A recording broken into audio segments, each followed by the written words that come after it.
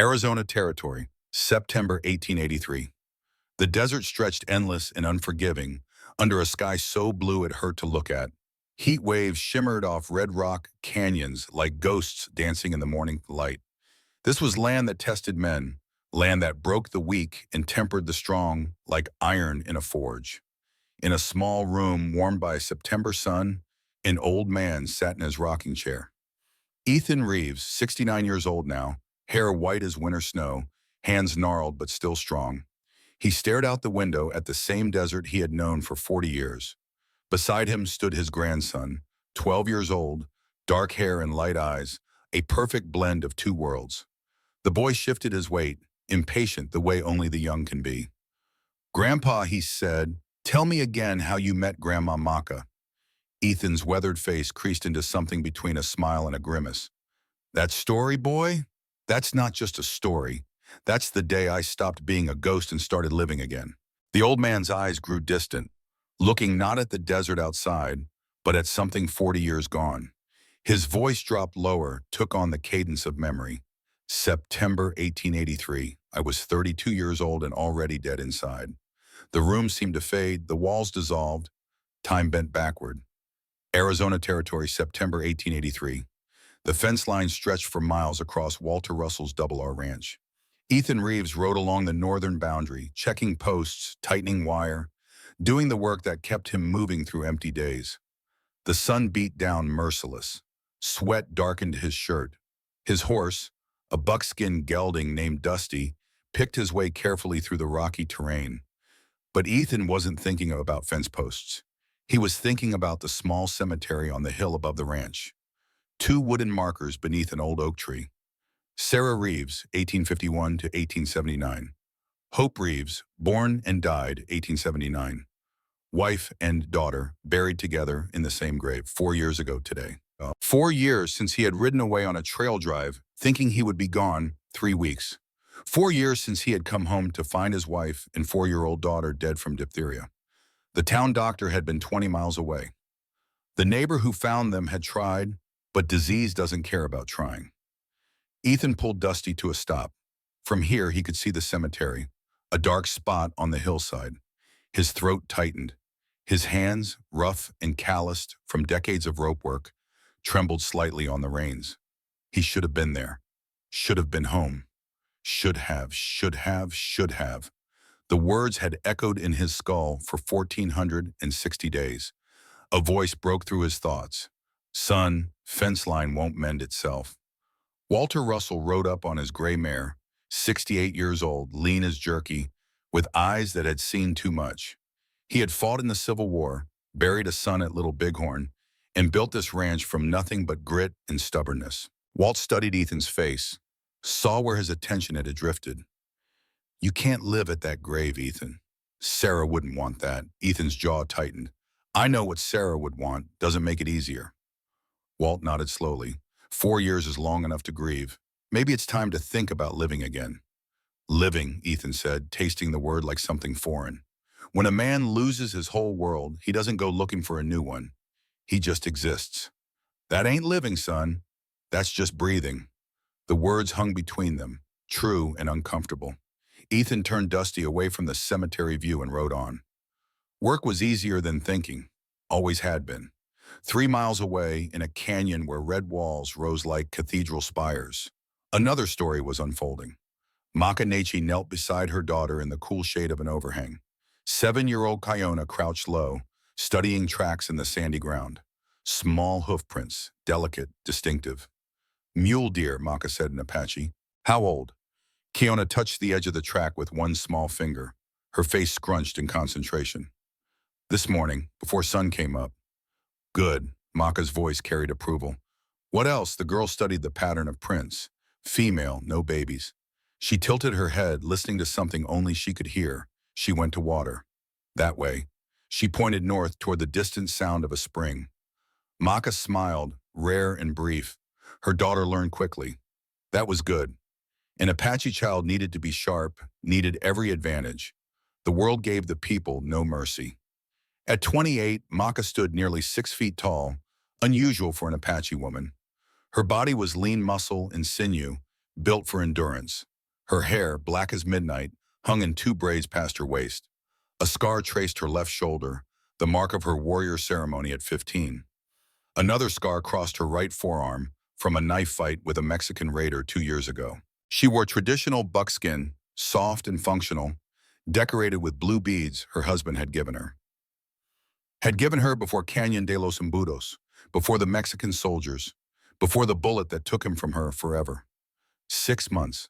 6 months since Nietzsche had fallen, and still she woke reaching for him in the darkness.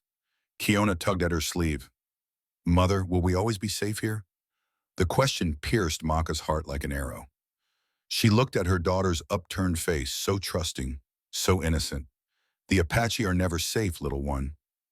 But we endure. We always endure. Kiona seemed satisfied with that answer. She returned to studying tracks, reading the desert story. Maka straightened, scanning the canyon. Their band, 52 Chiricahua Apache, had camped in the valley to the southwest. It was good land, with water and game, land their people had used for generations. The bones of ancestors lay in the rocks. This was sacred ground. But sacred meant nothing to white men. A sound reached her ears, distant, wrong, pop, pop, pop, pop, pop. Gunfire. Many guns, from the direction of the camp. Maka's blood turned to ice. Kiona heard it too. Her head snapped up. Mother, Maka grabbed her daughter's wrist. Run. Now they ran. The sacred cave was a quarter-mile away. Then Bombay, hidden behind a tumble of boulders. Maka had prepared it months ago after Nietzsche died, after she understood they might need hiding places. Water stored in sealed gourds, dried meat wrapped in leather. Her husband's knife, the one his father had given him.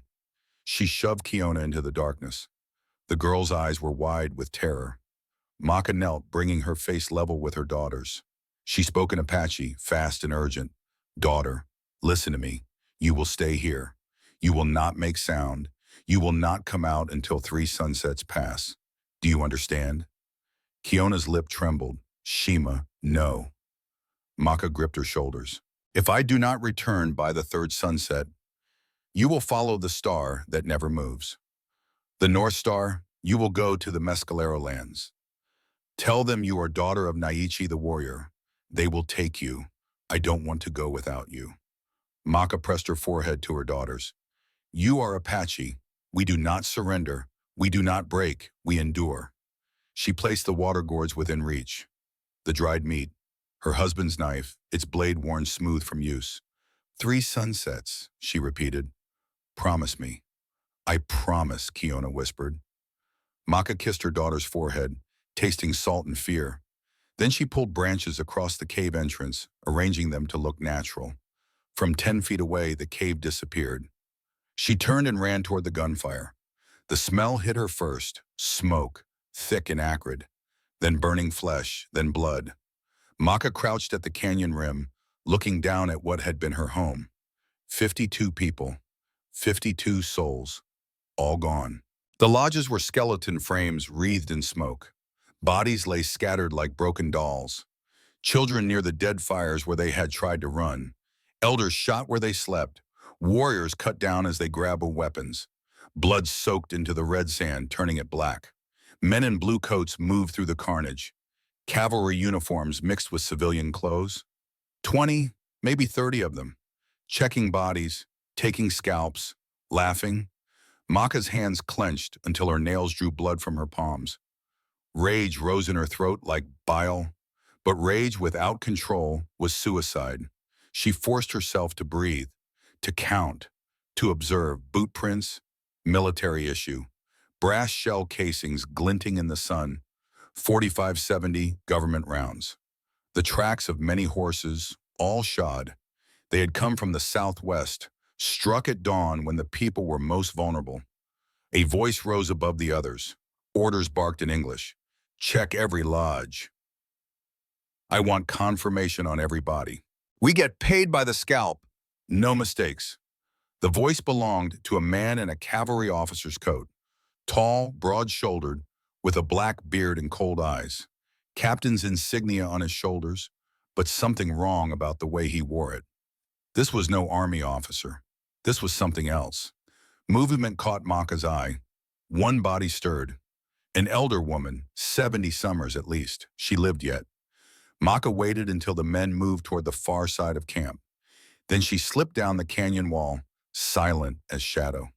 The elder's eyes opened as Maka knelt beside her. An arrow protruded from her chest, the wound mortal. Blood bubbled at her lips with each breath. "Granddaughter," the old woman whispered in Apache. "You live." Maka took her hand. "What happened?" "They came before dawn, blue coats and others. The one with the black beard, Captain Cole. I remember him from Fort Bowie years ago. He said the railroad owns this land now. We would not leave. So they killed us." The elder coughed. "More blood. They take scalps. $100 each. The railroad pays them. We are pests to be removed. Where do they go now?" "Southwest, back to the white man's town. They celebrate tonight. They will return tomorrow to burn what remains." The elder's grip weakened. "Run, child. Take your daughter far from here. They will hunt you. Captain Cole leaves no witnesses." Maka performed the death prayer, touching the elder's forehead, her lips, her heart. "May your spirit ride free. May your ancestors welcome you. May you find peace in the land beyond." The elder smiled. "Peace, yes. That would be good." She died. Maka stood, 52 dead. Her people, her clan, everyone she had known her whole life, gone in one morning's butchery. The rage returned, hotter now, controlled. She would mourn later. Now she would make them pay. 4 men had stayed behind, searching the outer lodges. Maka counted them, memorized their positions, planned. The first one died silently. She took him as he bent over a body, checking for valuables. Her knife entered between his shoulder blades, angled up, severing the spine. He dropped without a sound. She took his gun belt, 2 revolvers, his rifle, his canteen. The second man died hard. He heard her coming, turned, opened his mouth to shout. Her arrow took him through the throat before sound could emerge. He fell backward, clutching at the shaft, drowning in his own blood. The third and fourth came together, alerted by their companion's fall. Maka ran. They chased. That was the plan. She led them into the narrow canyon where walls pressed close and horses couldn't follow easily. They dismounted, coming after her on foot. Confident. 2 armed men against 1 Apache woman. Easy odds. The third man died when she dropped from a ledge above, landing on his back. Her knife found his kidney, then his throat. Quick. Professional. The fourth man caught her with his saber as she rose. The blade slashed across her shoulder, cutting deep. Pain exploded white hot. Blood soaked her dress. She rolled away, came up firing the revolver she had taken. The first shot missed. The second caught the man in the chest. He staggered. The third shot took him in the face. Silence returned to the canyon. Maka pressed her hand to her shoulder. The wound was bad, bleeding freely. She needed to stop the blood flow or she would die here. She tore strips from the dead man's shirt, packed the wound, tied it tight. Her hand shook. Vision blurred at the edges. Move. Get to Kiona. Get away from here. She tried to stand. The world tilted. She fell. Tried again. Made it 3 steps before her legs gave out. Kiona. Had to reach Kiona. She crawled, dragged herself across sand and rock. Every movement sent lightning through her shoulder. Blood left a trail behind her. The sun climbed higher. Heat beat down. Her canteen was empty. Thirst clawed at her throat. Still she crawled. Finally, her strength gave out. She collapsed in an arroyo, a small ravine carved by ancient water. Her fingers clutched the knife to her chest. An Apache did not die unarmed. Darkness crept in from the edges. Consciousness slipped away. Her last thought was of Kiona, waiting in the darkness of the sacred cave. Forgive me, daughter. I tried. Then nothing. Ethan and Walt had been riding fence line for 3 hours when Ethan spotted the blood. Dark drops on pale rock already drying in the heat, fresh enough that the color hadn't faded. Not animal blood. Too much of it, too widely spaced. Someone's hurt, Ethan said. Bad. Walt reined in beside him. Could be Apache. We should report to Fort Bowie. Or we could see if they need help first. Walt's eyes narrowed. Ethan, harboring Indians is a federal crime. So is letting someone bleed to death when you could have helped. The trail led northeast, away from the ranch, into broken country full of arroyos and jumbled stone. The blood drops grew more frequent. Whoever was bleeding was losing the fight to stay conscious. They found her in a shallow ravine, a woman tall and muscular, Apache by her dress and features, covered in blood, barely breathing. A knife clutched in her right hand. Her eyes were closed, but her jaw was set, determined even in unconsciousness. Ethan dismounted, moved slowly, hands visible.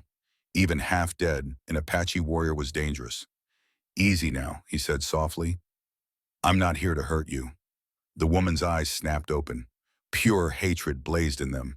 She tried to lunge with the knife, too weak. The blade barely moved. "Stay back," she rasped in broken English. "I kill you. Ma'am, you're bleeding out. You got maybe an hour if that wound ain't treated. Let me die, warrior." Ethan stopped 3 feet away, studied her, saw the wound in her shoulder, the blood soaking her dress. Saw something else too, desperation in her eyes, not for herself. "You got a child out here?" The woman's eyes widened, fear replacing hate. "Where is your child?" She tried to speak, coughed blood, tried again. "Cave, 3 miles west, red walls. Please save her. Let me die. Just save her." The words came out in a mix of Apache and English, but Ethan understood the meaning. The plea of a mother with nothing left but the hope her child might live. Something in Ethan's chest cracked open. Something that had been frozen solid for 4 years. "I'll save you both," he said, "but you gotta let me help." "Why?" The woman's voice was barely a whisper. "White man hate Apache."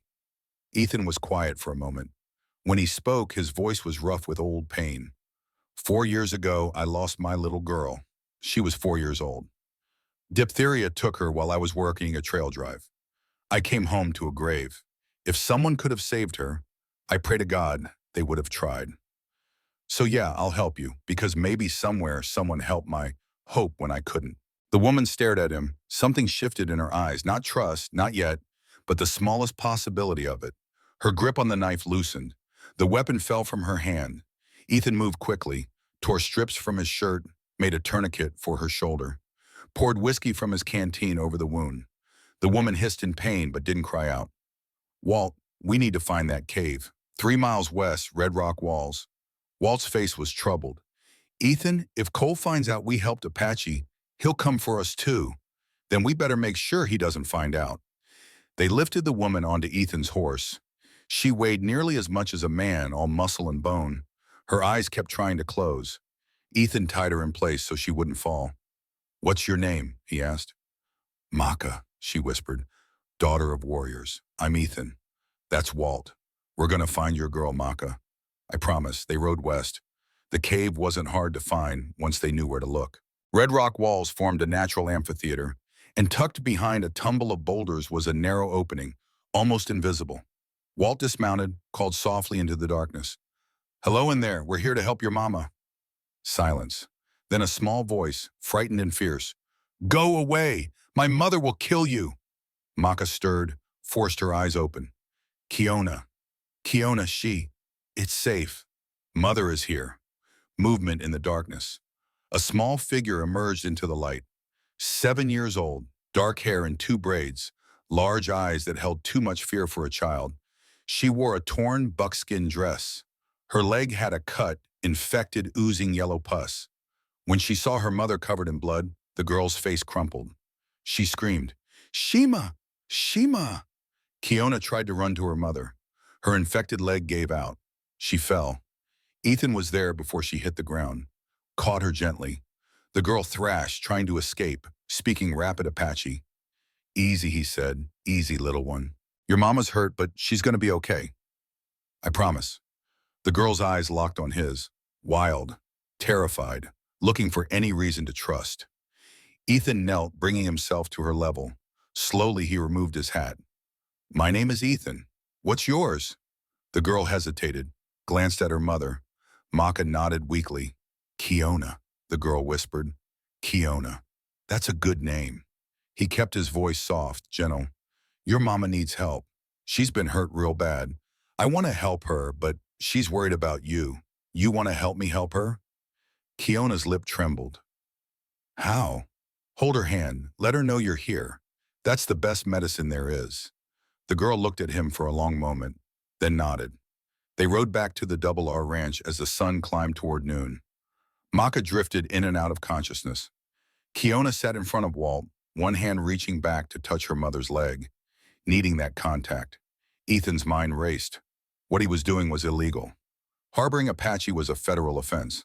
The cavalry could arrest him, confiscate Walt's ranch, destroy everything the old man had built. But when he looked at Kiona's frightened face, at Maka's determination to stay conscious for her daughter's sake, he knew he had no choice. Some things were more important than the law. They brought them to the line shack, a small cabin on the ranch's northern edge. It was abandoned now, used only during spring roundup, hidden from the main buildings by a rise of land, perfect for hiding two Apache refugees. Walt started a fire while Ethan laid Maka on the single bed. Kiona refused to leave her mother's side. The girl sat on the floor, gripping Maka's hand, staring with fierce concentration as if she could keep her mother alive through will alone. Ethan had learned field medicine from his father, a Texas Ranger. Bullet wounds, knife cuts, broken bones, he had treated them all. But this shoulder wound was bad, deep. The saber had cut muscle and scraped bone. I need to clean this and stitch it, he told Kiona. It's gonna hurt your mama. She might scream, but I have to do it or the wound will fester. Kiona's jaw set. I help. Show me. Ethan blinked. You're what, 6 years old? 7? Apache women work. I can work too. Despite everything, Ethan almost smiled. All right then. You're brave. I'll show you. He poured whiskey over the wound. Maka's eyes flew open. She screamed, a sound of pure agony. But she bit down on the leather belt Ethan gave her and endured. Kiona watched without flinching. Ethan threaded catgut through a needle, heated it in the fire to sterilize. 16 stitches to close the shoulder wound. Each one pulled torn flesh together. Each one brought a hiss of pain from Maka. Kiona held her mother's other hand the whole time, speaking soft Apache words. Comfort, reassurance. When it was done, Ethan bandaged the wound with clean linen. Maka's eyes were closed, her breathing shallow but steady. She would live, probably. He turned to Kiona's leg. The cut wasn't as bad, but the infection was spreading. Red lines traced up her calf. Another day and it might have reached the bloodstream. Then nothing could save her. This is gonna burn, he warned. Kiona nodded. Do it. He poured whiskey over the infected cut. The girl's face went white. Tears sprang to her eyes, but she didn't make a sound. Tough as nails, this one. He cleaned the wound thoroughly, packed it with carbolic acid-soaked cloth, bandaged it tight. You did good, he told her. Real good. Kiona looked at him with those large, dark eyes. Will Shima live? Yeah, she'll live. Your mama's strong, like father. Ethan's throat tightened. Yeah, like your father. The first day passed in a blur of fever dreams and pain. Maka woke only briefly, confused, speaking in Apache. Ethan didn't understand the words but heard the fear in them. The grief. Kiona translated some of it. She sees the burning lodges. She says she failed. She says everyone is dead. Ethan felt cold settle in his gut. Everyone. My clan. 52 people. They killed them all. Soldiers and others. They took scalps. $100 each. Jesus. Kiona looked at him with eyes far too old for 7 years. My father died 6 moons ago. Now everyone else is dead too. We are last. Not last, Ethan said. You're alive, both of you. That's what matters. On the second day, Maka's fever broke. She woke fully, eyes clear. Found Kiona asleep beside her on the bed. Found Ethan sitting in the corner, cleaning his rifle. Where am I? Double R Ranch, Northern Line Shack.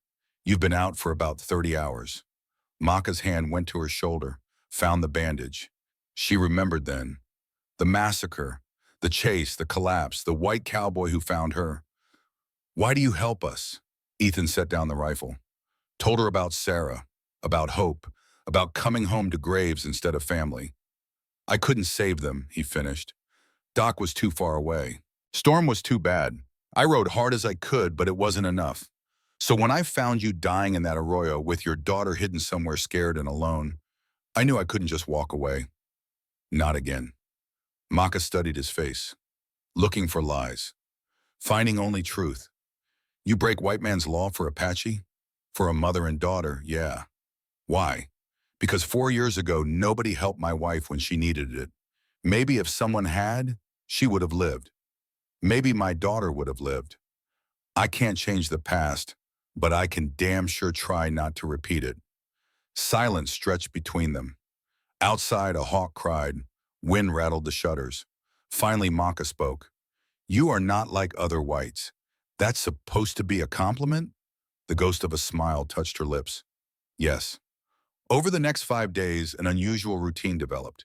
Ethan brought food and water 3 times daily, changed bandages, monitored wounds for infection, taught Kiona English words while Maka rested.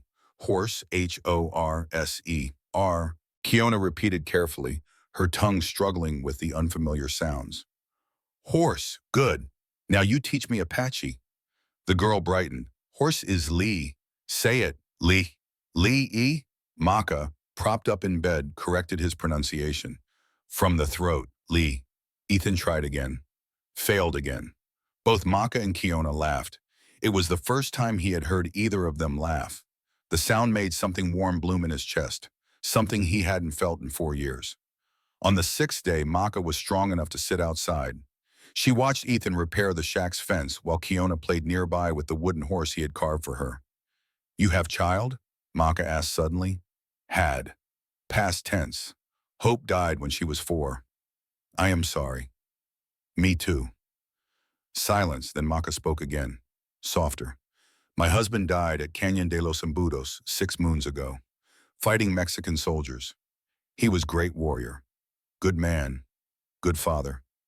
Ethan stopped working, looked at her. I'm sorry for your loss, and I for yours.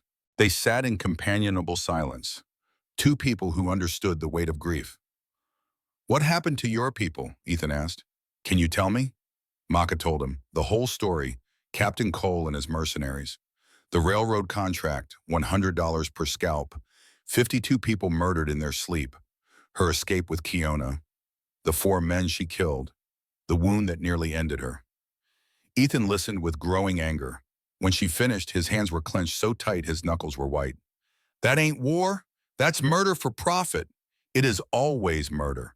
But white men call it progress. Not this white man. That's butchery, plain and simple. Maka's eyes searched his face. You truly believe that? I do. Then you are rare among your people, maybe. But I like to think there's more good folks than bad. We just don't make as much noise. On the 7th day, Walt brought news. Sheriff Morgan was asking questions in town.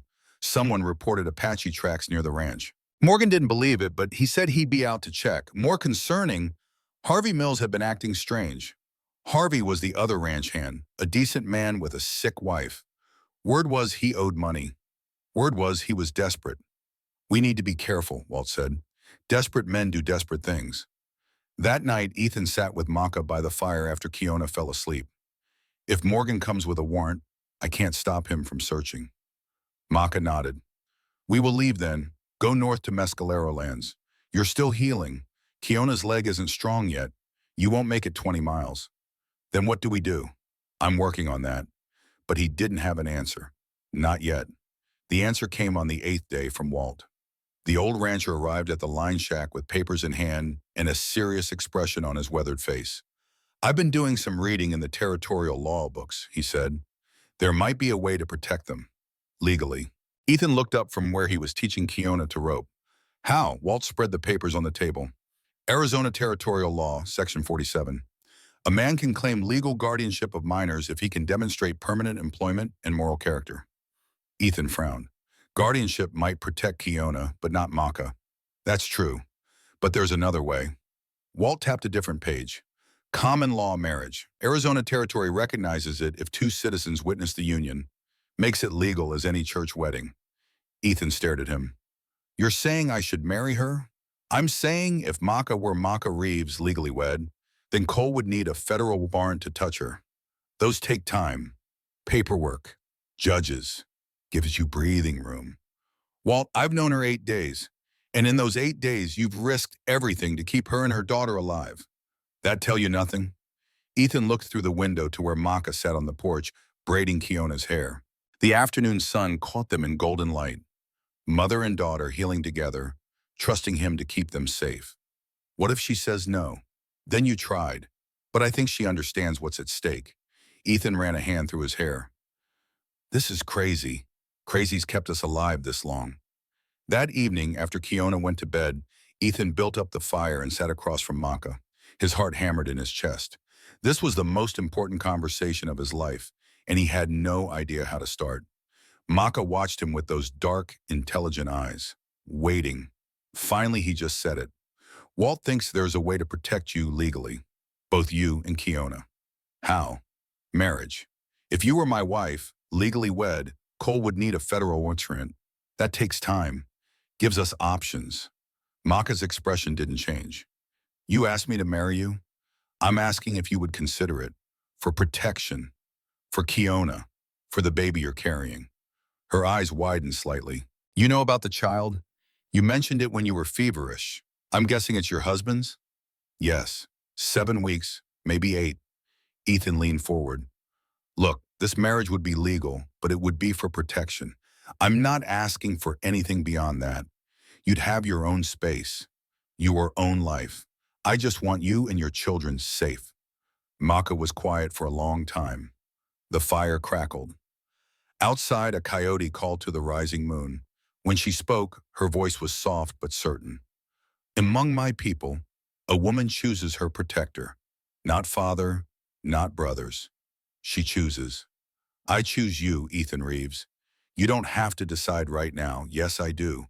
Captain Cole will come. When he comes, I must be protected by more than your kindness.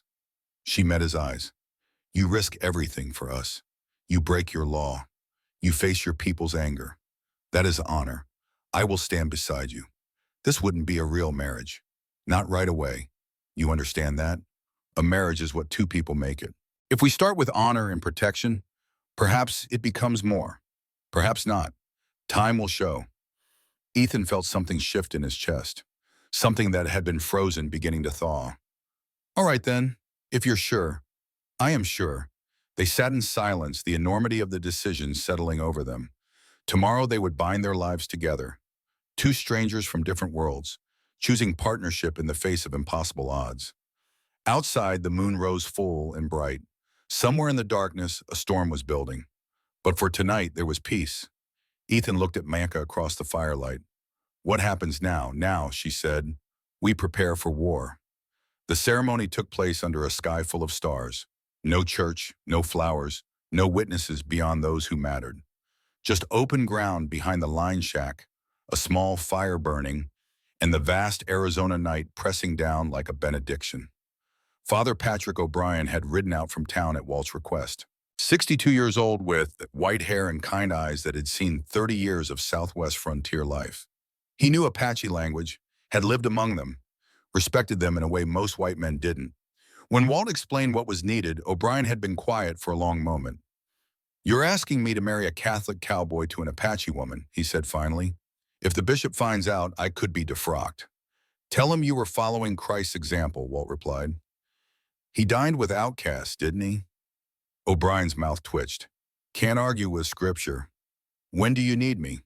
Tonight. So now they stood in a circle around the fire. Ethan in his cleanest shirt, his father's pocket watch in his hand. Maka in traditional buckskin, her hair braided with an eagle feather, a mark of red ochre painted on her forehead for protection. Kiona between them, solemn and silent. Walt and Harvey Mills as witnesses, though Harvey looked like a man at a funeral. Father O'Brien opened his worn Bible but didn't read from it. Instead, he looked at each person in turn. We gather under God's sky to witness a union, not just of two people, but of two worlds that have been at war too long. He turned to Ethan. Do you, Ethan Jesse Reeves, take Maka Naichi as your wife? To protect her in all circumstances, to honor her choices, to stand beside her through whatever comes? Ethan's voice was steady. I do. Maka, do you take Ethan Reeves as your husband? To support him in all challenges, to share his burdens, to stand beside him through whatever comes? Maka looked at Ethan. In her eyes, he saw strength, determination, and something else. Something that made his breath catch. I do. Then she spoke in Apache, the words flowing like water over stone. When she finished, she translated. In Apache way, I say this. I choose this warrior. His strength is mine. My strength is his. We are one people. Father O'Brien smiled.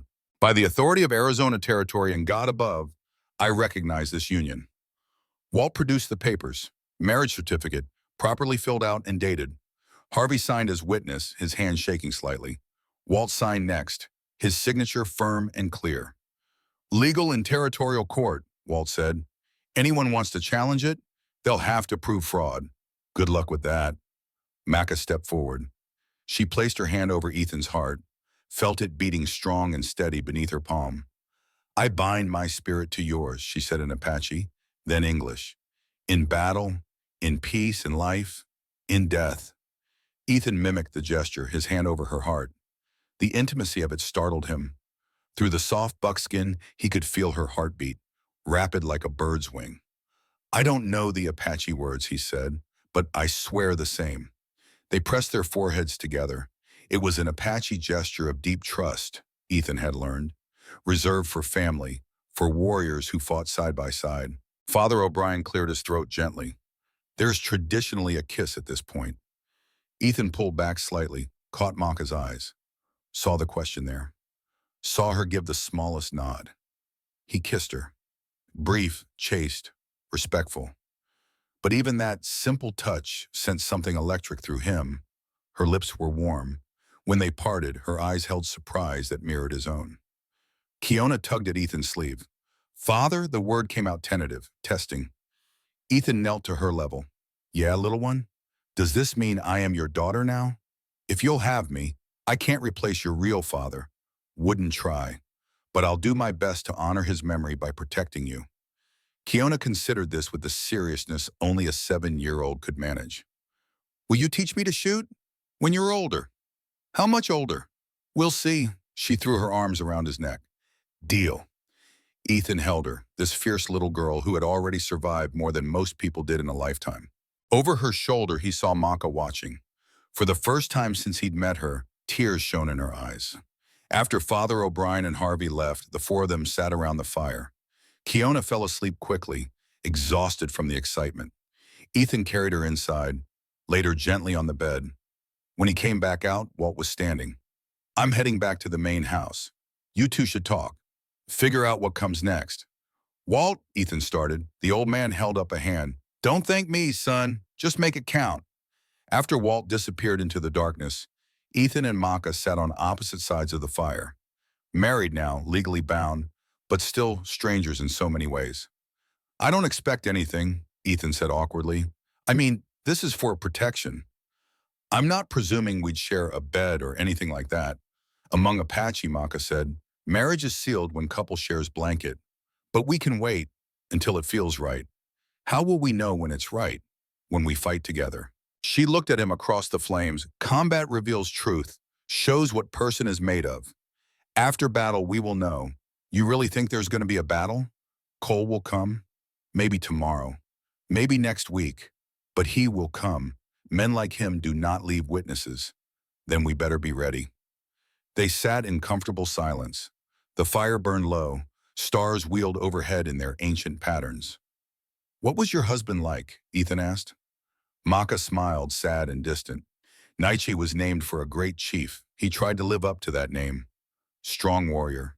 Good hunter. He made me laugh. She touched the blue beads on her dress.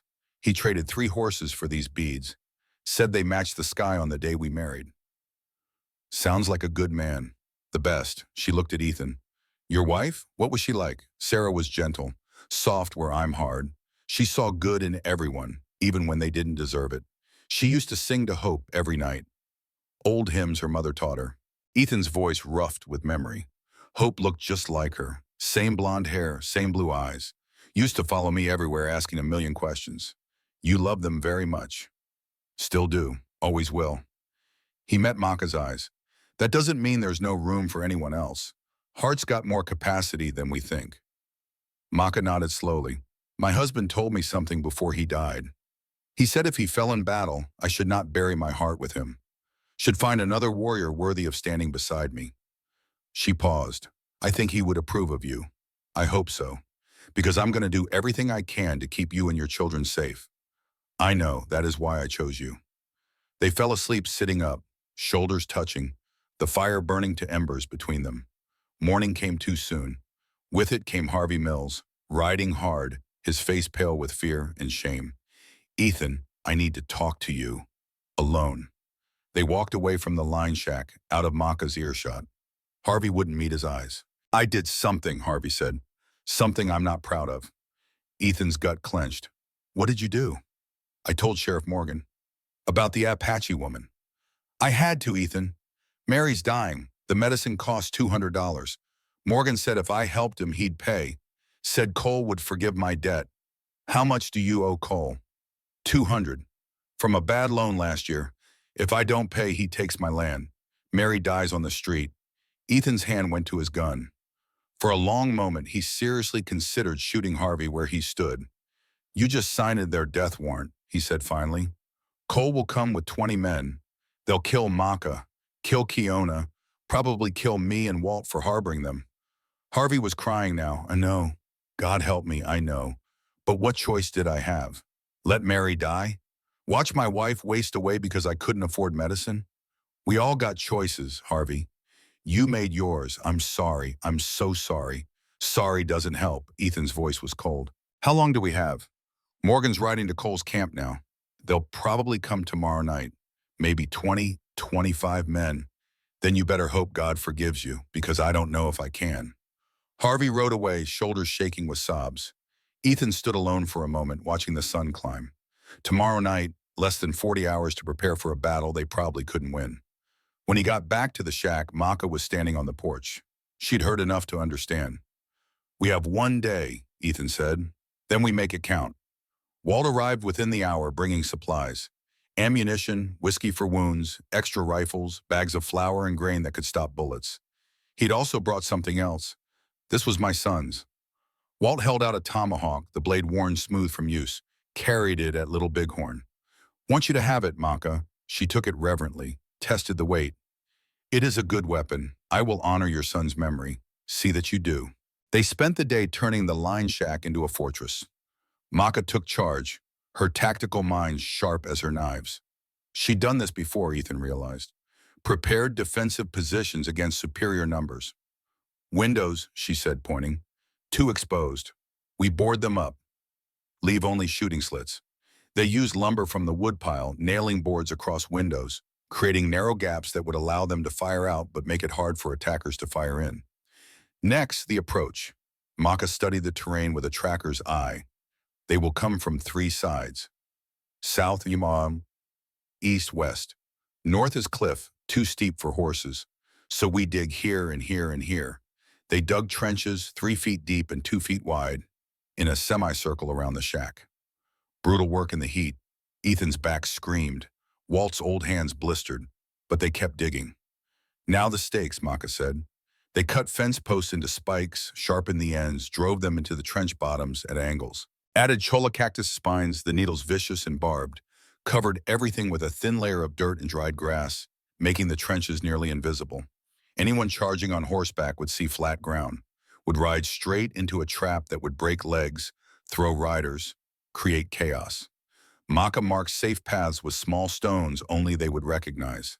Inside the shack, they stacked flour and grain sacks against walls for extra protection, filled every container with water in case of fire, positioned weapons at each window and one at the door. Ethan laid out his arsenal: Winchester rifle, 44-40 caliber, 2 Colt Peacemakers, 45 caliber, a 10-gauge shotgun loaded with buckshot, 200 rounds total.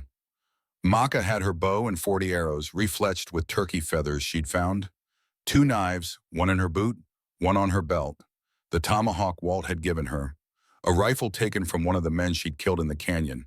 Walt brought his Henry rifle, 44 rimfire, an old cavalry sword from his Union days, 3 sticks of dynamite he'd been saving for clearing stumps. If it comes to that, Walt said grimly, we'll take as many with us as we can.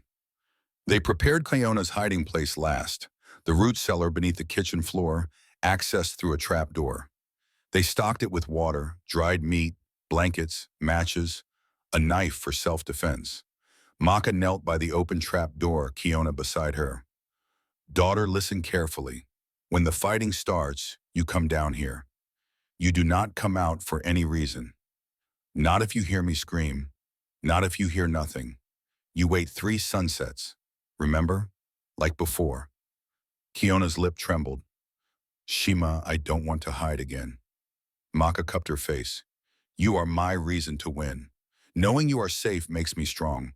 If I am worried about you, I cannot fight well. So you hide and you stay safe and you help me win. Understand? Kiona nodded, tears streaming. I understand. That's my brave girl. As the sun set on their last peaceful day, they sat on the porch cleaning weapons in silence. Kiona was already asleep inside, exhausted from fear and stress. Ethan checked each gun, ensuring the action was smooth, the chambers clean. Maka inspected her arrows, replacing any with damaged fletching. If I die tomorrow, Maka said quietly. Don't, Ethan interrupted. Listen, if I die, you take Kiona, raise her as yours, teach her English and Apache both. Let her know both worlds. You're not going to die, and if you die... Ethan was quiet for a moment. If I die knowing my heart beat again. Because of you, because of Kiona, I've been dead inside for 4 years. This past week I felt alive. Maka reached over, took his hand, calloused palm to calloused palm. Her hand was as strong as his. You are a good man, Ethan Reeves. My husband would have called you brother. I wish I could have met him. You would have fought side by side, like we will tomorrow. The silence stretched between them, comfortable now, familiar. Maka, this marriage started as paper, but somewhere along the way, it stopped feeling like just paper. For me too.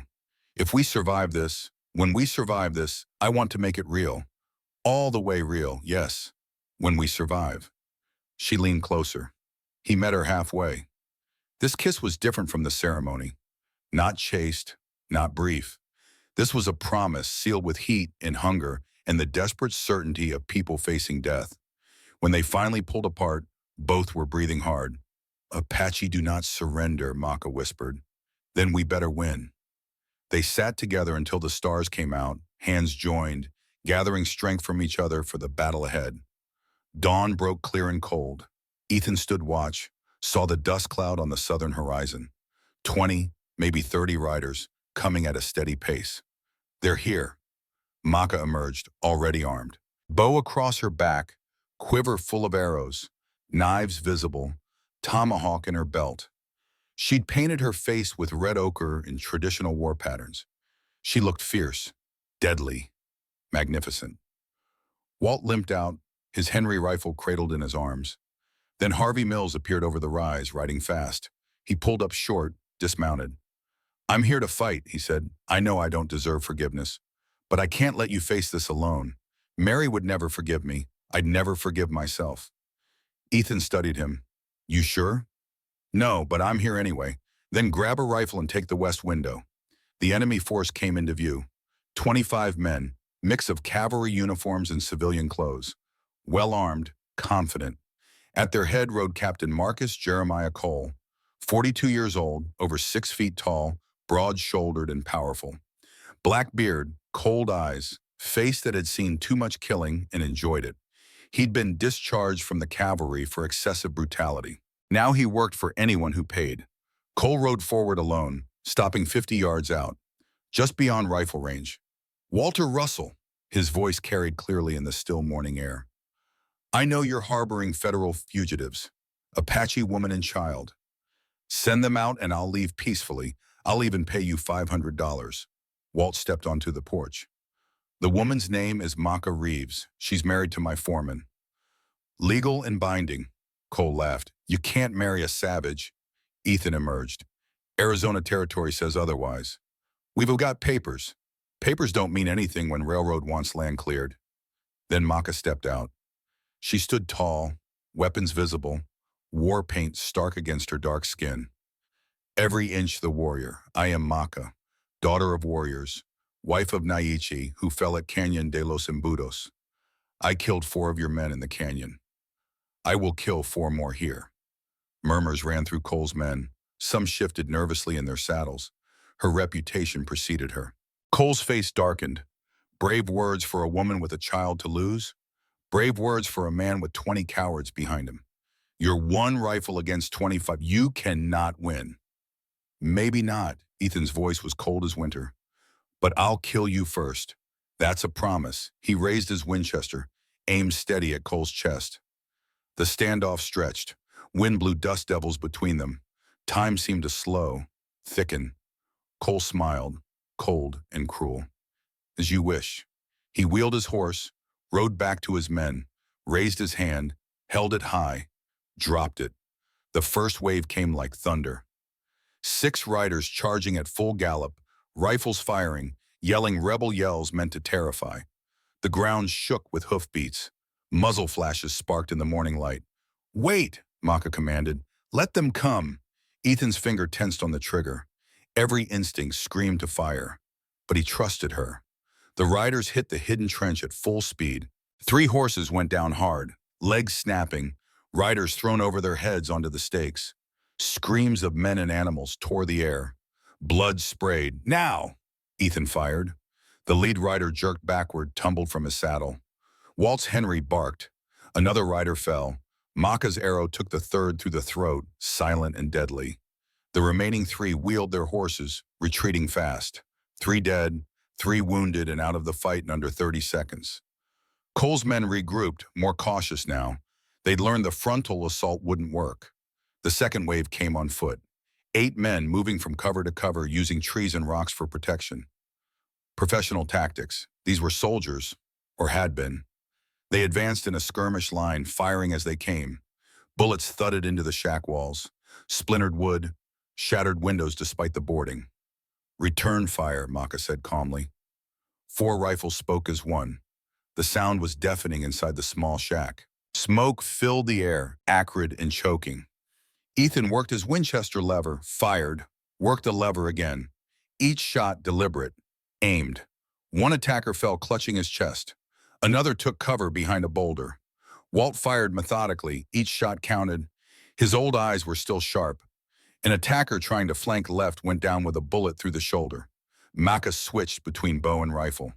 The bow was silent, deadly, perfect for targets who thought they were safe. An arrow appeared in a man's back as he ran between trees. He fell without a sound. Harvey fired from the west window, his hands shaking but his aim true enough. An attacker went down clutching his leg. One of Cole's men made it to the porch, close enough to see his face, young and scared. Ethan shot him through the heart at 10 feet.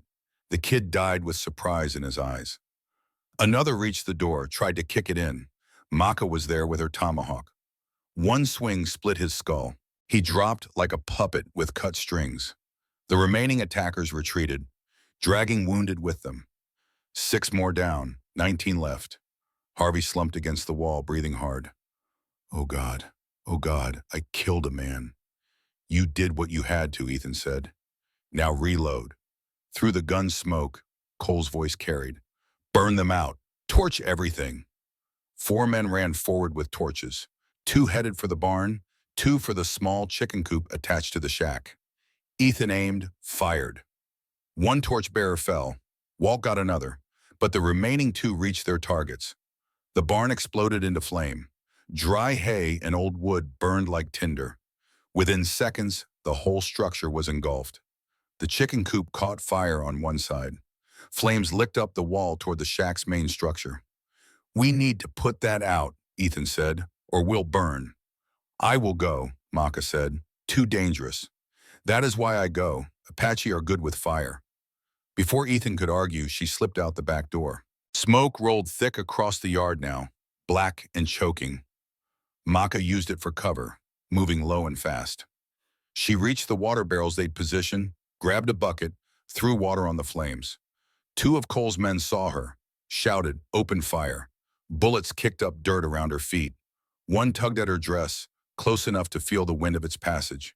Maka kept working, methodical, focused. 1 bucket, 2, 3. The flames on the chicken coop sputtered, died. She turned to head back, found 3 men between her and the shack. The first never saw her coming. She moved like smoke herself, knife appearing in her hand. The blade entered his kidney, twisted. He went down gasping. The second spun, rifle coming up. Too slow. Her tomahawk caught him in the collarbone, sank deep. He fell, the weapon buried in his flesh. The third got his rifle up, finger on the trigger. An arrow sprouted from his chest. He looked down at it in confusion, then fell. Ethan stood at the window, bow in hand, Maka's bow, taken when she'd run out. He'd never fired a bow before, but desperation made him try. Maka met his eyes across the smoke and carnage, nodded once, then vanished into the smoke, heading around the perimeter. She was hunting now. Inside the shack, Walt reloaded his Henry with shaking hands. He'd been hit, Ethan realized. Blood soaked the old man's left leg where a bullet had grazed him. "How bad?" Ethan asked. "Bad enough." Walt's voice was tight with pain. "But I can still shoot." Harvey pressed a torn shirt against the wound. "You stubborn old bastard, takes one to know one." Through the smoke, Ethan tracked Maka's progress by the screams. She was behind Cole's liners now, picking them off one by one. The tomahawk claimed another victim. Silent and brutal, her knife found another throat. An arrow took a third in the back. 4 men down before the rest realized they were being hunted. Maka reached the ammunition wagon, saw her opportunity. She grabbed a burning branch from the barn fire, touched it to the wagon's canvas cover. The canvas caught. Flames raced toward the boxes of ammunition stored inside. Maka ran. The explosion was massive. A ball of orange fire rose into the sky. The shock wave knocked men off their feet. Shrapnel flew in all directions. 4 men too close to the wagon were killed instantly. 3 more wounded badly. Cole himself was thrown from his horse, landed hard, face burned. In the chaos, Maka sprinted back to the shack, dove through the back door as bullets chased her. She collapsed against the wall, breathing hard, covered in soot and blood. None of the blood was hers.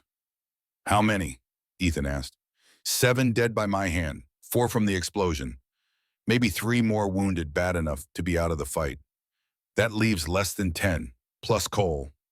Good. Maka's smile was fierce. Better odds. But Cole's desperation made him dangerous. Through the smoke, his burned face appeared, rage twisting his features. $500 bonus to whoever brings me that Apache bitch's scalp alive. His remaining men charged together, all 9 of them. A final suicidal push. They came from 3 sides at once. Professional coordination despite their casualties. "This is it," Walt said. "Make every shot count." The defenders fired as fast as they could while worked their weapons. The sound was like continuous thunder. Shell casings littered the floor. Gun smoke made breathing painful. One attacker made it through the door. Ethan shot him point blank with the shotgun. The man flew backward, missing most of his chest. 2 more came through windows, smashing the boards aside with rifle butts. Close quarters chaos. Walt swung his cavalry sword, decades of muscle memory returning. The blade caught 1 man across the face. He went down screaming. Harvey grappled with another, both men's rifles discarded, fighting with fists and desperation. 3 men burst through the door together. Too many. Harvey saw them, saw Keona's trap door beneath their feet, knew what he had to do. He pulled the dynamite stick from his vest, the one Walt had given him just in case. "For Mary," he said, "tell her I died doing right." He lit the fuse, tackled the 3 men. "Everybody down," Ethan yelled. The explosion tore through the kitchen. The entire back wall blew outward. Harvey and the 3 attackers simply ceased to exist. The shock wave threw Ethan and Maka backward. Ethan's head cracked against the wall. Stars exploded in his vision. His ears rang, sound muffled and distant. Through the smoke and ringing, he saw Cole standing in the doorway, the last man standing from his crew. Face ruined, hair singed, holding a rifle with barrel pointed at Ethan. "Should have just handed her over, Cowboy." Movement behind Cole. The trapdoor opening. Keona climbing out, holding Harvey's fallen revolver with both small hands. "Leave my father alone." Cole spun toward her. Maka screamed, tried to rise, too far away. Ethan's hand found his last revolver, brought it up, everything moving in slow motion. Cole's rifle swinging toward Keona. Ethan fired. Missed. Fired again. Caught Cole in the shoulder, spinning him. Cole's finger tightened on the trigger. Ethan threw himself forward, tackled Cole around the waist. Both men went down hard. Cole's rifle fired, the bullet going wild. Kiona dropped the revolver, ran. Ethan and Cole rolled, fighting for position. Cole was bigger, stronger, trained. He got on top, hands going for Ethan's throat. Fingers like iron vices closed on his windpipe. Ethan couldn't breathe. His vision darkened. Cole's ruined face loomed above him. "You chose the wrong side, cowboy." Ethan clawed at Cole's hands. No effect. He was dying, again, failing, again. A knife appeared in Cole's shoulder. Maka's knife, thrown from across the room. Not a killing blow, but Cole's grip loosened. Ethan bucked, threw Cole off, gasped for air. Cole yanked the knife from his shoulder, slashed at Ethan. The blade caught his cheek, opened a long cut. Blood poured down his face. They circled each other, both wounded, both desperate. Cole lunged. Ethan caught his wrist, twisted. The knife fell. Both men dove for it. Ethan got there first, grabbed it, rolled, came up with the blade. Cole charged, no weapon, just rage and hate. Ethan met the charge, drove the knife up under Cole's ribs, felt it punch through muscle, scrape bone, find the heart. Cole's momentum carried him forward. He collapsed against Ethan, his weight bearing them both down. "Railroad will send more," Cole gasped. Blood bubbled at his lips. "Let them come." Ethan twisted the knife. "We'll be ready. You married a savage." "No." Ethan's voice was cold. "I married a warrior. She's worth 10 of you." Cole tried to speak again. Couldn't.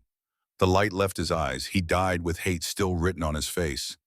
Ethan pushed the body off, staggered to his feet. The shack was ruins. One wall blown out, smoke everywhere, blood pooling on the floor. 21 bodies lay scattered around the property.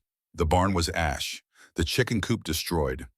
Walt sat against the wall, his leg wound bleeding badly, but his eyes clear.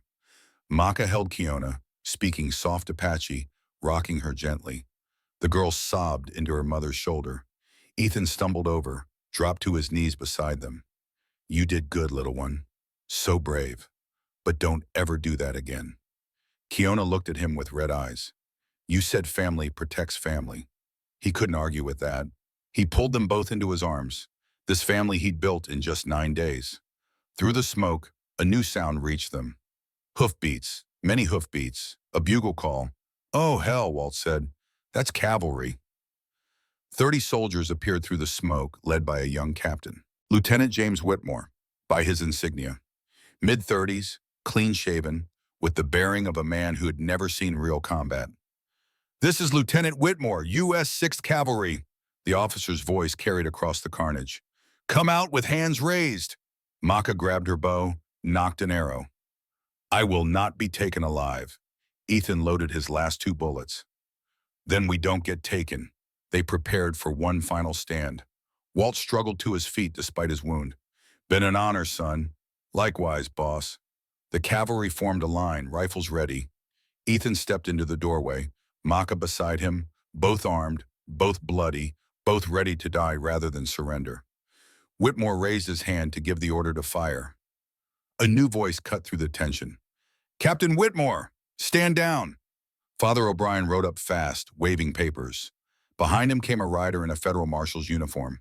The priest dismounted, hurried to Whitmore. "These people are legally married, documented and witnessed. Before you arrest anyone, you need to read this." He thrust papers at Whitmore. The young officer read, his face changing. "This says Captain Cole was operating under false pretenses, that he was paid by the Southern Pacific Railroad to commit murder." The federal marshal spoke up. "That's correct, Lieutenant. We've been investigating Cole for 6 months. This civilian just provided us with the evidence we needed." He held up a leather journal. Cole's records. Every kill, every payment. 52 Apache murdered at Canyon de los Embudos. All documented. Whitmore looked from the papers to the carnage to Ethan and Maka standing defiant in the doorway. "Lower your weapons," he told his men.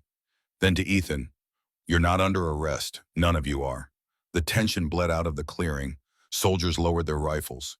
Maka's bow dropped to her side. Ethan's legs gave out. He sat down hard, still clutching his empty revolver. Maka knelt beside him. We won. Yeah, we won. Kiona ran to them, threw her arms around both. We won. The words didn't feel real yet, but they were alive. Against impossible odds, they were alive. Father O'Brien approached, his face grave. Harvey? Died a hero, Walt said. Saved us all. I'll make sure Mary knows. The cavalry helped treat wounds. Walt's leg needed stitches. Ethan's cheek would scar badly. Maka had burns from the barn fire she hadn't mentioned. As the sun set on the battlefield, Ethan sat on what remained of the porch. Maka beside him. Kiona asleep between them, finally feeling safe enough to rest. The battle was over. But the hard part, building a life from these ashes, was just beginning. The cavalry stayed 3 days. They cataloged bodies, took statements, collected evidence. Lieutenant Whitmore proved to be a man of unexpected conscience. His sister had married a Comanche warrior in Texas. They'd been lynched 5 years ago by a mob that called it justice. I won't be part of that again, Whitmore told Ethan. What happened here was self-defense, clear as day. The federal marshal, a lean man named Carson, was less sympathetic but equally pragmatic. Cole kept records, detailed records, every kill, every payment from the Southern Pacific Railroad, 52 Apache at Canyon de los Embudos, all documented with dates, locations, payment receipts. This goes all the way to the railroad's executive board in San Francisco, Carson said. They'll hang for this. Corporate-sanctioned genocide. Father O'Brien had brought supplies, medical equipment, food, clean bandages. He worked alongside the cavalry surgeon to treat wounds. Walt's leg required 12 stitches. The bullet had gouged muscle but missed the bone. He'd walk with a limp for the rest of his life, but he'd walk. Ethan's cheek needed 15 stitches. The scar would run from his left eye to his jawline, a permanent reminder of the day he'd chosen to fight rather than surrender. Maka's burns from the barn inn were worse than she'd admitted, 2nd degree across her right forearm. The cavalry surgeon treated them with carbolic acid and clean linen, shaking his head. Ma'am, you fought a battle with burns this bad? Apache endure, Maka said simply. The surgeon looked at Ethan. You married a hell of a woman, Cowboy, don't I know it? On the 3rd day, the cavalry buried the bodies. 21 graves dug in hard ground. Cole got his own grave, away from his men, no markers except wooden crosses with numbers. Harvey Mills got something different, a proper burial with Father O'Brien presiding. They laid him in the ranch cemetery next to Walt's son from Little Bighorn. Walt stood over the grave, hat in hand. You died doing right, Harvey. That counts for something. It counts for everything. They sent word to Mary Mills. Father O'Brien rode to town himself to tell her. She took the news badly, as expected. But when the priest told her Harvey had died saving a child, had sacrificed himself rather than let innocence die, something in her face changed. He was a good man, she said. I always knew he was a good man. The railroad's money paid for her medicine. $50,000 in damages awarded by territorial court. Mary Mills would live. Her husband's death would not be wasted. 3 weeks passed. The cavalry left. The marshal returned to Tucson to prepare his case. Life at the Double R Ranch settled into something approaching normal, but not quite. Ethan and Maka were legally married now, bound by paper and blood in battle, but they still hadn't shared a bed. Still slept separately, Maka in the line shack with Kiona, Ethan in the bunkhouse. Walt noticed, said nothing for 2 weeks. Then one evening as they worked on rebuilding the barn, he spoke up. Son, you planning to have a real marriage or just a legal arrangement? Ethan hammered a nail harder than necessary. That's between me and Maka. Is it though? Because from where I sit, you're both dancing around something. Both wanting it, but both too scared to reach for it. It's complicated. Life's complicated. Love doesn't have to be. I don't know if it's love yet. Walt snorted. You took a knife for her. She burned down half the ranch to protect you. If that ain't love, I don't know what is. The words stuck with Ethan. That night he walked to the line shack, found Maka sitting outside braiding new arrows. Kiona was asleep inside. Can we talk? Maka set down her work. Yes. They walked in silence to the hilltop cemetery, Sarah and Hope's graves on one side, Harvey's fresh grave on the other. The moon was full, casting silver light across the desert. I come here sometimes. Ethan said. To talk to Sarah, to tell her about my day. Feels like she's listening, even though I know that's foolish. It is not foolish. Apache believe the dead watch over the living, guide us when we lose our way. Do you talk to your husband? Every night I tell him about Kiona, about the child growing inside me, about you. What do you tell him about me? That you are a good man, that you honor his memory by protecting his family, that I think he sent you to us. Ethan was quiet for a long moment. Then he spoke, voice rough. I love Sarah. Part of me always will. But loving her doesn't mean I can't love again. Doesn't mean my heart is used up. Maka stepped closer. I know. I feel the same about Naichi. This marriage, it started as protection, but somewhere along the way, it became real for me. You became real, not just someone I'm protecting, but someone I care about, someone I want to build a life with. For me too. Maka placed her hand over his heart, the Apache gesture of trust. When we fought together, I saw your soul, saw you were willing to die so Kiona could live. That is the mark of a true father, a true husband. So what do we do now? Now we stop being afraid. We choose each other, not because we have to, but because we want to. Ethan cupped her face in his hands. She leaned into the touch. When they kissed, it was different from before. Not desperate, not urgent, certain. A promise made and accepted. They made love that night in the line shack, with stars visible through the ruined roof and Kiona sleeping peacefully in the next room. It was tender and fierce at once, two wounded people finding healing in each other. Afterward, they lay tangled together on the narrow bed. I am glad I chose you, Maka whispered. I'm glad you did too. They fell asleep that way, her head on his chest, his arms around her, two people who had been broken, finding themselves whole again. 3 months passed. Autumn turned to winter. The barn was rebuilt, better than before. The line shack, too, expanded into a proper house. Walt hired 2 new ranch hands, good men who asked no questions about the Apache woman and child. Maka's pregnancy became visible. Her belly swelled with the child she'd conceived with her first husband, but that Ethan treated as his own. He built a cradle from pine wood, carved horses and eagles into the sides. Apache and white symbols mixed together, like their lives. Kiona thrived. She learned English rapidly, her accent getting clearer every day.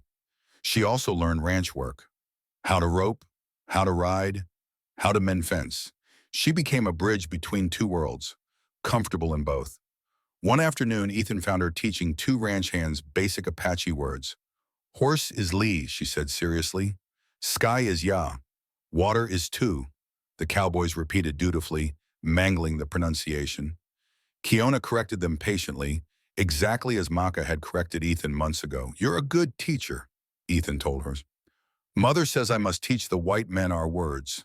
Otherwise they are lost. She looked at him with those 2 old eyes. Too much is already lost. Then we'll make sure your language lives on. I promise. December came cold and harsh. Snow fell in the high country, dusting the red rocks white. Maka's time drew near. 9 months pregnant now, her belly heavy, moving carefully, her warrior's body adapting to the burden of new life. Father O'Brien visited weekly, ostensibly to check on their spiritual welfare. Really, he came to ensure Maka had support when her time came. The town doctor had refused to attend an Apache birth. Some prejudices ran too deep. But O'Brien had delivered babies before, in remote mission stations where doctors never came, and he brought with him an Apache midwife, an old woman named Chato, who had survived the Canyon de los Embudos massacre by being away gathering herbs. Chato examined Maka, felt the baby's position, nodded approvingly. This child sits wrong, she said in Apache, which Maka translated. Feet first, it will be difficult birth. Ethan felt ice form in his gut. Breach. Sarah had been breached too. That's why she died, why the baby had died. B. Complications from a breech birth that the doctor couldn't handle, arriving too late. Can you turn the baby? He asked. Chato shook her head. Too late now. Baby is locked. We deliver as it comes, or we cut the mother open and take it out dead. No cutting, Maka said firmly. I will birth this child the Apache way. If I die bringing life. That is honorable death. You're not going to die, Ethan said, but his voice shook. That night he couldn't sleep. He sat by the fire long after everyone else had gone to bed, staring into the flames, seeing Sarah's face, hearing her labored breathing in those final hours. The doctor saying there was nothing to be done. The terrible silence after she stopped breathing. He couldn't lose Maka too. Couldn't bury another wife. Couldn't look at Kiona and tell her that her mother was gone. Maka found him there at dawn, still sitting, fire burned to coals. You did not sleep. Couldn't. She sat beside him, took his hand. You fear I will die like your Sarah. Yes, I might. Birth is dangerous. Many women die. But I am Apache. We are strong. We endure. That's what worries me. You'll endure until it kills you rather than ask for help. Maka smiled sadly.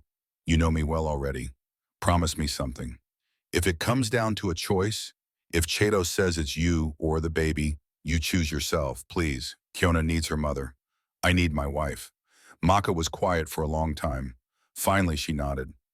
I promise. For Kiona, for you, I will fight to live. The labor started on a cold December night. Maka's water broke during dinner. She stood calmly, looked at the puddle on the floor, nodded. It is time.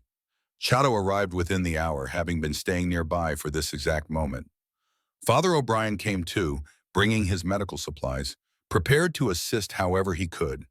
They set up in the bedroom, clean sheets, boiled water, whiskey for pain and disinfection. Ethan wanted to stay, but Chato shook her head. Men bring bad luck to birthing room. You wait outside. I'm not leaving her. Maka gripped his hand. It is Apache way. Let Chato work. But if something goes wrong, then Chato will call you. Now go, let me do this. Ethan, Walt, and Father O'Brien waited in the main room. Kiona sat by the fire, silent and pale.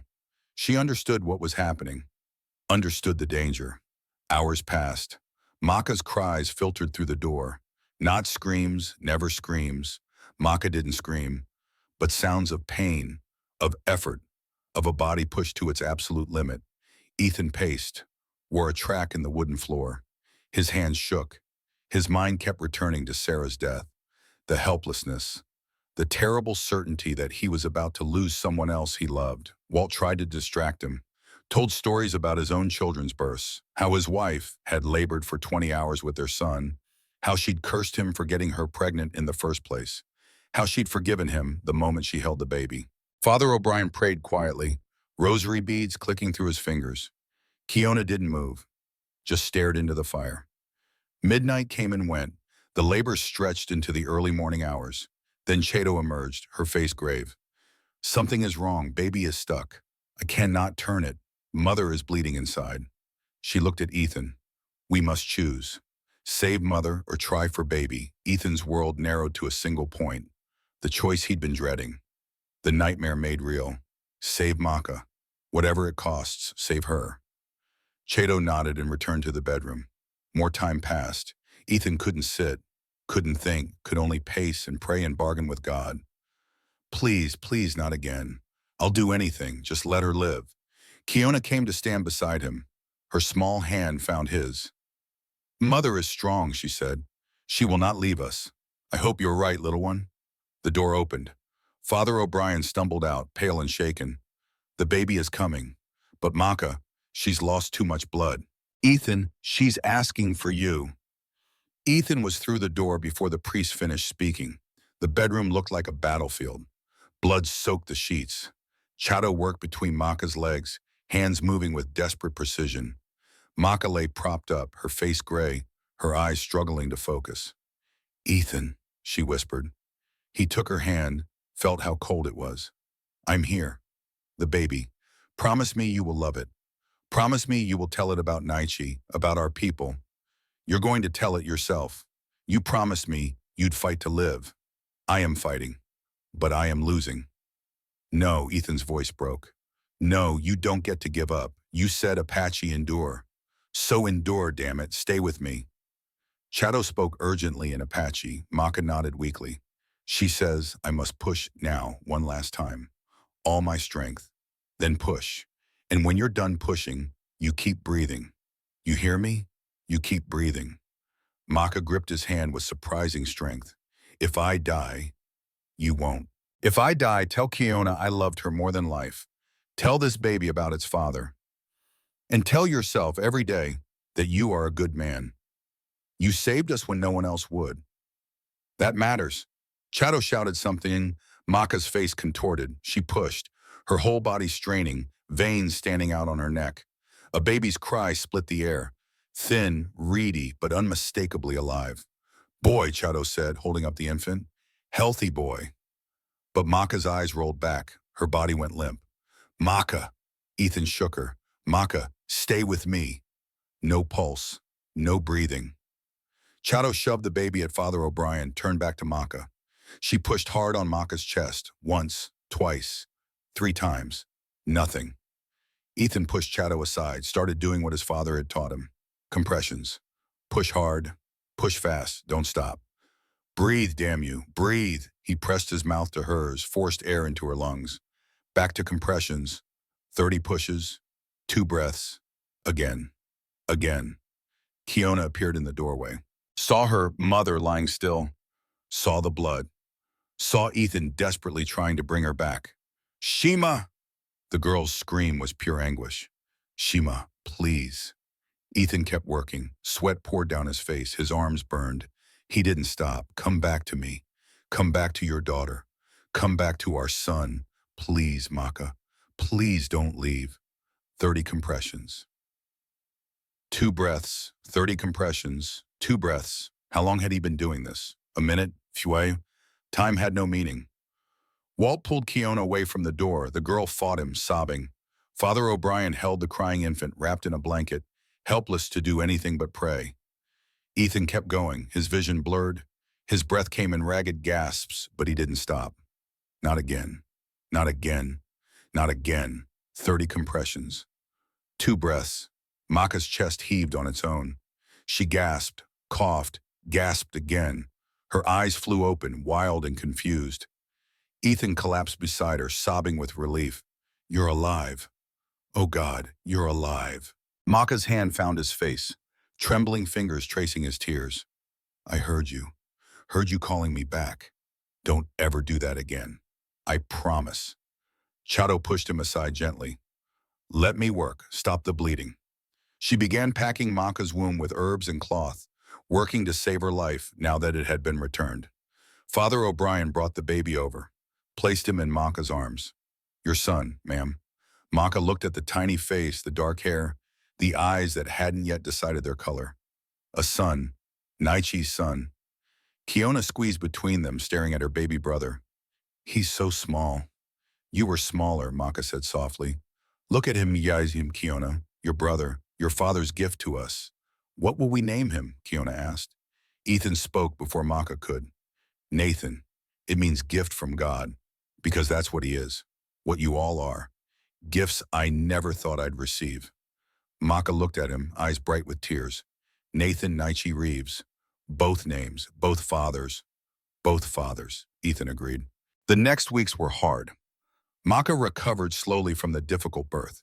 She couldn't walk for 3 days, couldn't stand without help for a week. The blood loss had weakened her severely, but she was Apache. She endured. Chato stayed to help with healing. She taught Ethan which herbs to brew for strength, how to massage Maka's belly to help it contract back to normal size, how to care for tears and stitches. Kiona took to being a big sister with fierce dedication. She held Nathan whenever allowed, sang him Apache lullabies, told him stories about his father, the great warrior. You must grow strong like father, she told the infant seriously. You must learn Apache ways and white ways. You must be bridge, like me.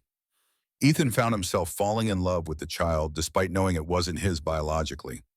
Nathan's first smile was for him. The baby's eyes followed him around the room. When Nathan cried, Ethan's voice could soothe him as easily as Maka's. This is my son, he realized one night, holding the sleeping infant. Blood doesn't matter. Choice does. And I choose to be his father. Spring came slowly. Snow melted in rushing streams. The desert bloomed with wildflowers, purple and yellow carpeting the hills. Maka regained her strength. By March, she could ride again, could work alongside Ethan repairing fence and tending cattle. Her warrior body adapted, healed, became strong once more. But something had changed in her. The birth had softened her somehow. Not weakened, never that, but opened her heart in ways battle never could. One evening they sat on the porch, watching Kiona teach Nathan to track ants across the dusty ground. The boy was only 4 months old, too young to understand, but Kiona persisted. "This is how you learn," she told him. "Watch everything. Remember everything." Maka leaned against Ethan's shoulder. "I have been thinking." "About what?"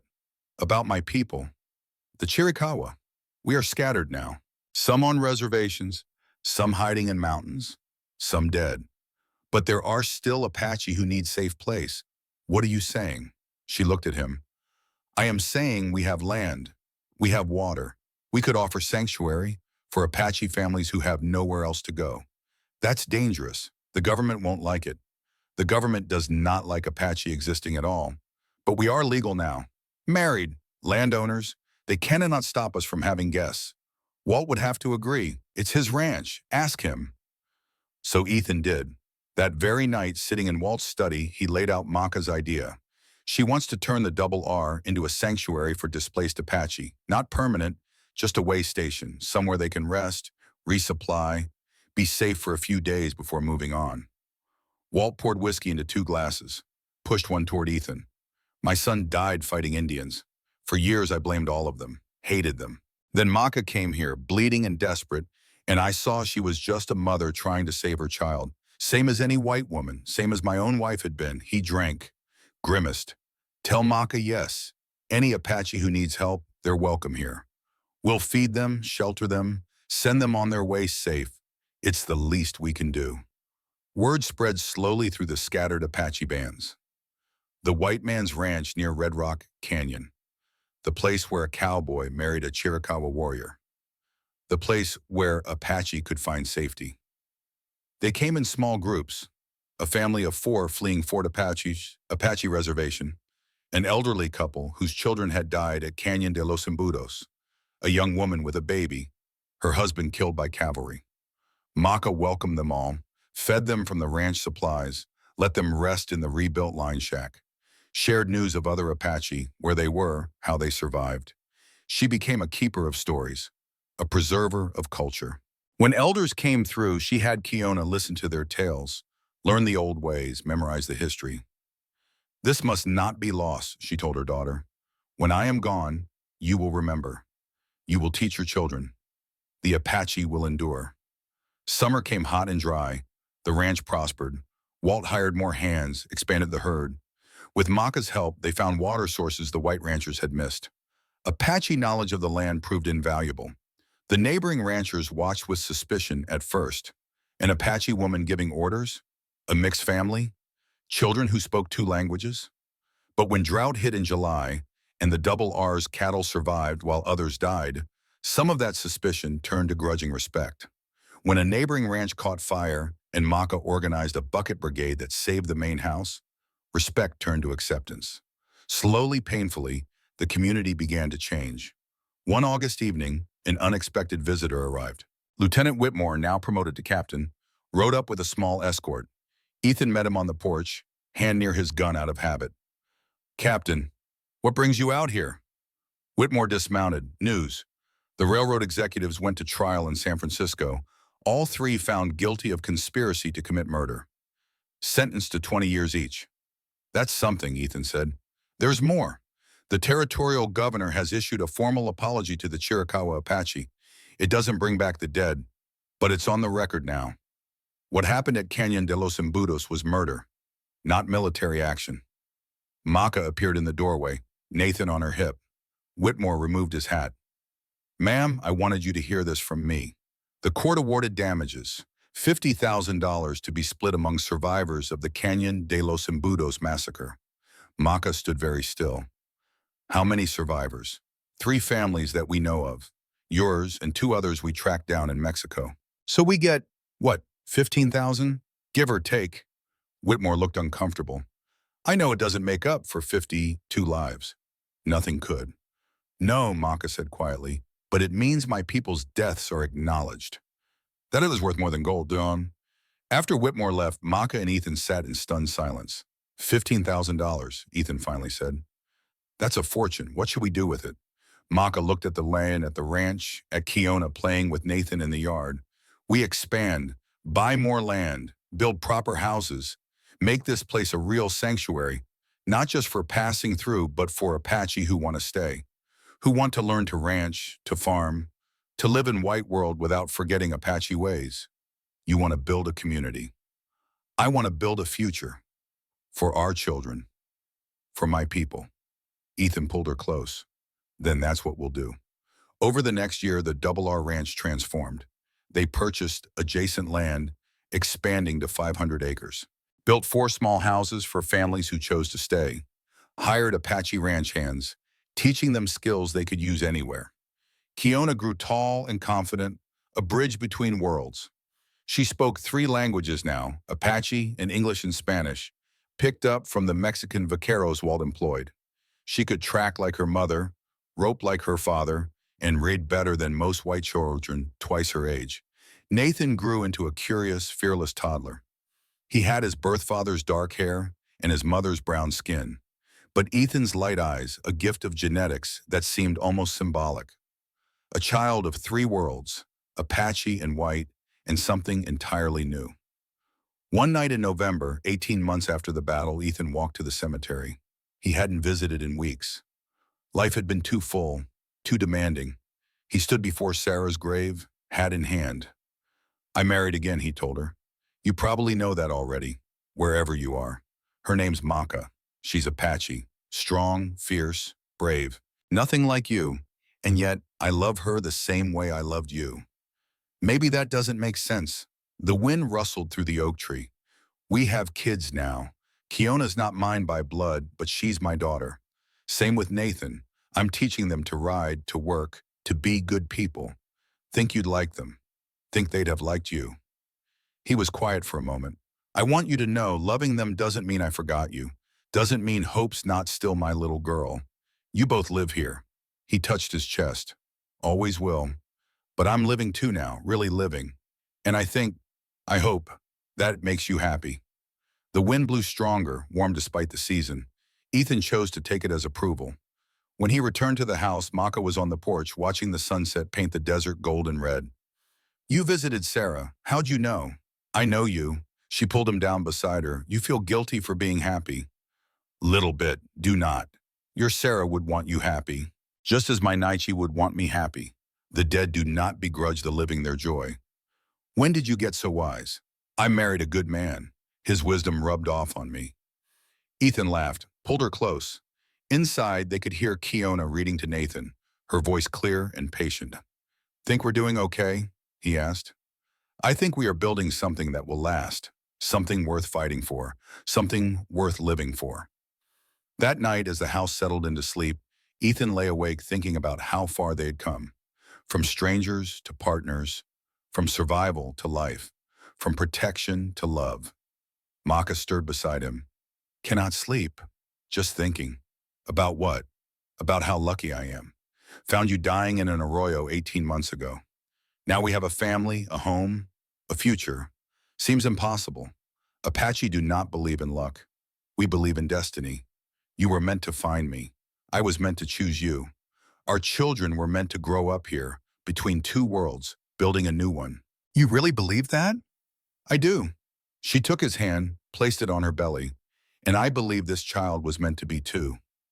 Ethan froze. This child? Maka smiled in the darkness. I am pregnant. 2 months. This one is ours, yours, and mine. Conceived in love, not grief. Ethan couldn't speak. His throat closed with emotion. Another child. His child biologically this time. Though it didn't really matter. Blood or choice, they were all his children. Are you happy? Maka asked. He pulled her close, buried his face in her hair. Happier than I have any right to be. They fell asleep that way, wrapped around each other, 2 people who had been broken, finding themselves whole in each other's arms. The years passed. The ranch prospered. More Apache families came, some staying, some moving on. The community grew, changed, adapted. Kiona grew into a young woman, beautiful and fierce, comfortable in both worlds. She became a teacher, educating Apache children in English and white children in Apache culture, building bridges her mother had dreamed of. Nathan grew strong and curious, a natural horseman, gentle with animals and fierce in defense of his family. He learned both Apache traditions and cowboy skills, blending them into something uniquely his own. The baby Maka had been carrying, a daughter they named Sarah Hope Reeves, grew into a bright, laughing child who knew nothing of the wars her parents had fought, who took for granted the peace they had built with blood and courage. Walt lived to see his 80th birthday, surrounded by the family he had helped create. He died peacefully in his sleep, and they buried him in the ranch cemetery beside his son, his death marking the end of one era and the confirmation of another. The ranch passed to Ethan and Maka jointly, the first Apache woman in Arizona territory to own land in her own name. And through it all, they endured. Not just surviving, but thriving, building something that would outlast them. A legacy of courage, of choosing love over hate, of refusing to let the world's cruelty make them cruel in return. On a warm evening in the spring of 1920, Ethan Reeves sat in his rocking chair, 37 years after finding a dying Apache woman in an arroyo and choosing to save her. He was 69 now, his hair white, his face lined, that scar on his cheek faded but still visible. His grandson sat beside him, 12 years old, patient and attentive. "So that's how you met Grandma Maka," the boy said when the story ended. "That's how we met. That's how we fell in love. That's how we built this ranch and this family." "Were you scared?" "Terrified. Every single day. But being scared didn't mean not acting. It meant acting despite the fear." The boy considered this. Is Grandma coming back soon? Ethan looked out the window at the desert he'd called home for 40 years. Maka had gone to visit Kiona in Phoenix, where his daughter now ran a school for Apache and white children together. "She'd be back in 2 days. She always comes back," he said. "We promised each other that night before the battle. Apache don't surrender, so we endure. Together." The boy smiled. "I want a love like that someday. Then you treat people right. You stand up for what's just. You choose courage over comfort. That's how you earn a love worth having." As the sun set, painting the Arizona desert in shades of gold and red, Ethan closed his eyes. He could see it all again. The blood on red sand, the battle that seemed impossible, the moment he'd brought Maka back from death with nothing but desperate love and stubborn will. They'd been given a second chance, both of them, and they'd made it count. Behind him, the ranch house stood solid, built on land they'd defended with blood, home to children and grandchildren who would carry forward the legacy. A place where Apache and white lived side by side, proving that the walls people built between each other were never as strong as the bridges determined hearts could create. Ethan Reeves opened his eyes, looked at his grandson, and smiled. "Some stories," he said, "are worth living, and some loves are worth fighting for. Remember that, boy. When your time comes, you fight for what matters. You stand for those who can't stand for themselves. You choose love even when hate is easier." The boy nodded solemnly. "I will, Grandpa. I promise." "Good." Ethan patted his hand. "That's good." In the distance, a dust cloud rose. A rider approaching. Ethan's old eyes weren't what they used to be, but he knew that silhouette, knew the way she sat a horse, proud and straight, even at 65. Maka was coming home. Ethan stood, ignoring his creaking knees, and walked to the porch rail. Watched his wife ride closer, her hair silver now, but her spirit unchanged. Still fierce, still strong. Still the warrior woman who taught him that love wasn't weakness, but the greatest strength there was. She saw him waiting, raised her hand in greeting. He raised his in return. And in that simple gesture was 37 years of love, of struggle, of choosing each other every single day, of building a life worth living from the ashes of everything they'd lost. The warrior and the cowboy, the Apache and the white man, the survivors who became more than survivors. They became legend. The old man's voice faded into silence. The room felt heavy with history. His grandson sat quiet for a long moment, processing everything he'd heard. "That's some story, Grandpa," the boy finally said. Ethan turned from the window, looked at his grandson. "Not a story, boy. A life. Our life. Every word true. And Grandma really fought all those men?" She did, and she'd do it again to protect family. That's who she is. The boy glanced out the window. Is she really coming home today? Always does. We made a promise that night before the battle. Apache don't surrender. We endure. Together. Hoofbeats sounded in the distance. Both turned to look. There, Ethan said, pointing. A rider appeared on the horizon. Even at this distance, the way she sat, her horse was unmistakable. Proud, strong, unbowed by age. That's love, isn't it, Grandpa? Real love. Ethan watched his wife approach. That's love, boy. Not the easy kind. The kind you build with blood and choice and never, ever giving up. I want that someday. Then remember what I told you. You stand for what's right. You protect those who can't protect themselves. You choose courage over comfort. That's how you earn a love worth having. The boy nodded solemnly. I'll remember. Good. Maka rode into the yard, dismounted with the ease of someone who'd been doing it for 60 years. She looked up at the porch, saw them both watching. Her weathered face broke into a smile. Ethan smiled back. 40 years, the boy thought, watching them. 40 years, and they still look at each other like that. Come on, Ethan said, putting his hand on the boy's shoulder. Let's go help your grandma with her horse. She'll want to hear about your day. They walked down together 3 generations, carrying forward a legacy built on courage and love. And in that moment, the story wasn't ending. It was just beginning again.